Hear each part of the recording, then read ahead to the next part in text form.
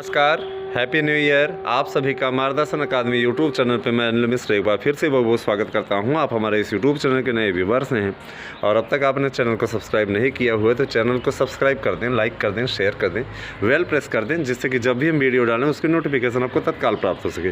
देखिए, हमारे चैनल ने आपके लिए सर्वे प्रस्तुत किया और विज्ञान विषय का सर्वे एकदम सटीक गया है। अंग्रेजी विषय का मैंने पहले भी बोला था कि लिस्ट में ज़्यादा जाएगा और कुछ और ही ज़्यादा थोड़ा सा चला गया है, तो घबराने की आवश्यकता नहीं। ये मेरिट डाउन होगी, कारण ये कि LT ग्रेड के अभ्यर्थी छोड़ेंगे तो जितने वेटिंग लिस्ट में उनका तो होगा ही, साथ ही साथ आपको बता दें उन लोगों का भी होगा।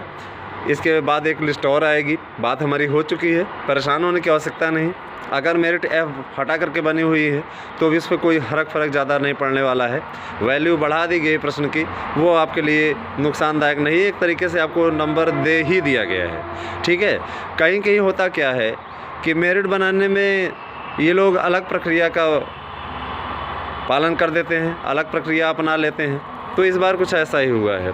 ठीक है, तो निश्चित तौर पे आप इस संशोधित मेरिट के हिसाब से किस आंकड़े में आएंगे।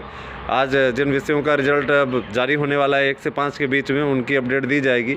ये वीडियो आपके लिए हम अवशेष पैनल का लेकर के आए हुए हैं, इसमें बताते हैं आप। अवशेष पैनल में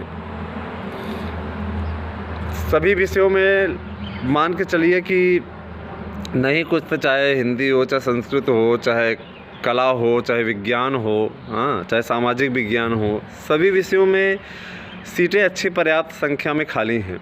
और मान के चलिए कि काउंसलिंग भी होगी। और मैं संस्था आवंटन के लिए एक जानकारी दे दूं कि जिनका चयन 2016 वाले भर्ती में हुआ है उन्हें कॉलेज आवंटन बाद में किया जाएगा और मेरिट वो अपना देख लें। और आप लोगों ने कहा कि सर वेटिंग हम कैसे पता करें, तो जितने पद हैं उन पदों की संख्या के बाद, अपनी कैटेगरी में आपके जितने पद हैं उन पदों की संख्या के पश्चात, ठीक है, आप जैसे मान लीजिए 450 सीट है तो 450 के बाद 51 सीट नंबर पे जिसका दिखा रहा है वो वेटिंग लिस्ट में है।